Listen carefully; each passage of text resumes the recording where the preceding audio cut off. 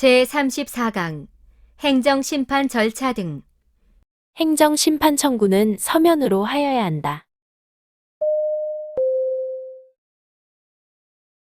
행정심판 청구는 엄격한 형식을 요하지 않는 서면 행위로 해석된다.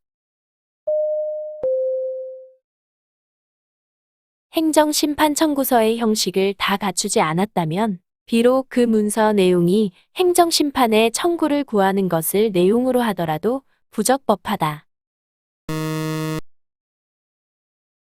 진정이라는 표현을 사용하면 그것이 실제로 행정심판의 실체를 가지더라도 행정심판으로 다룰 수 없다. 행정심판법상 행정심판을 청구하려는 자는 심판 청구서를 작성하여 피청구인이나 행정심판위원회에 제출하여야 한다. 행정심판을 청구하려는 자는 심판 청구서를 작성하여 피청구인이나 행정심판위원회에 제출하여야 하며 피청구인의 수만큼 심판 청구서 부본을 함께 제출하여야 한다. 행정심판을 청구하려는 자는 행정심판위원회뿐만 아니라 피청구인인 행정청에도 행정심판 청구서를 제출할 수 있으나 행정소송을 제기하려는 자는 법원에 소장을 제출하여야 한다.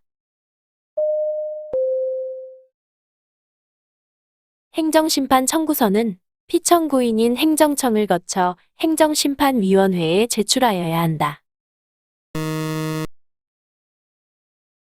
심판 청구서를 받은 행정청은 그 심판 청구가 이유 있다고 인정할 때에는 심판 청구의 취지에 따라 처분을 취소, 변경 또는 확인을 하거나 신청에 따른 처분을 할 수 있고 이를 청구인에게 알리고 행정심판위원회에 그 증명 서류를 제출하여야 한다.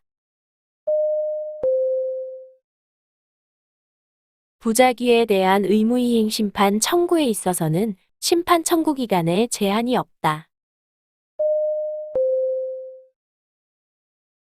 소극적 처분과 부작위에 대한 의무이행 심판은 처분이 있음을 알게 된 날부터 90일 이내에 청구하여야 한다. 취소 심판의 경우와 달리 무효 등 확인 심판과 의무이행 심판의 경우에는 심판 청구의 기간에 제한이 없다. 무효 등 확인 심판에는 심판 청구 기간에 제한이 없다. 거부 처분에 대한 의무이행 심판에는 심판 청구의 기간상의 제한이 없다. 행정심판은 처분이 있음을 알게 된 날부터 90일 이내에 청구하여야 한다. 다만 청구인이 불가항력으로 인하여 심판 청구를 할 수 없었을 때에는 그 사유가 소멸한 날부터 14일 이내에 행정심판을 청구할 수 있다. 판례는 처분이 있음을 안날이라 함은 당에 처분이 있었다는 사실을 추상적으로 알 수 있었던 날을 의미한다고 한다. 부재시 등기후 편물을 수령하여 전달해온 주거지 아파트 경비원은 수령 권한을 위임받은 것으로 볼 수 있으므로 경비원이 처분서를 수령하였다면 적법한 송달이 있는 것으로 보게 된다.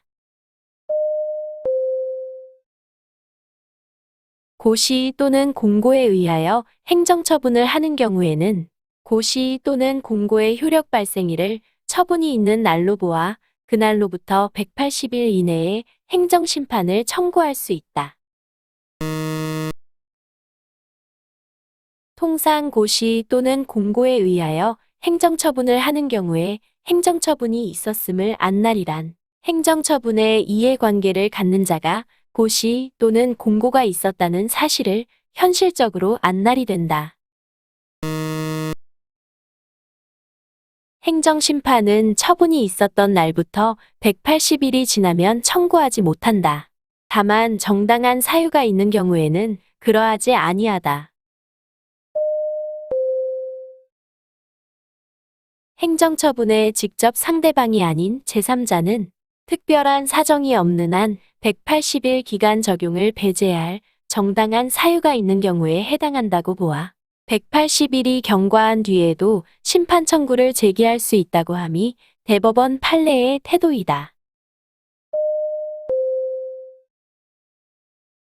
행정청이 행정심판 청구 기간을 실제보다 긴 기간으로 잘못 알린 경우에는 그 잘못 알린 긴 기간 내에 행정심판을 제기하면 된다. 행정청이 심판 청구의 기간을 알리지 아니한 경우에는 처분이 있었던 날부터 180일 이내에 행정심판을 청구할 수 있다. 행정심판법상 행정청이 심판 청구 기간을 알리지 아니한 경우에는 청구인은 언제든지 심판 청구를 할 수 있다. 행정청이 행정심판 청구기간 등을 고지하지 아니하였다고 하여도 처분의 상대방이 처분이 있었다는 사실을 알았을 경우에는 처분이 있은 날로부터 90일 이내에 심판 청구를 하여야 한다.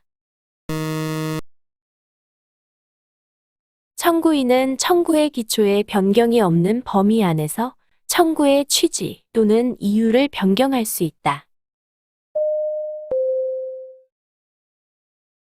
행정심판 청구 후 피청구인인 행정청이 새로운 처분을 하거나 대상인 처분을 변경한 때에는 청구인은 새로운 처분이나 변경된 처분에 맞추어 청구의 취지 또는 이유를 변경할 수 있다.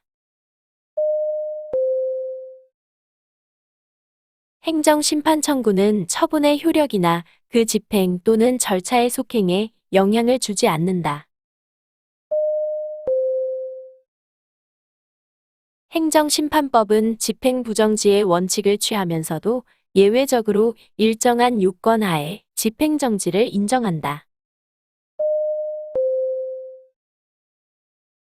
행정심판법과 행정소송법은 모두 집행정지의 적극적 요건으로 회복하기 어려운 손해를 예방하기 위하여 긴급한 필요가 있다고 인정할 때를 요구하고 있다.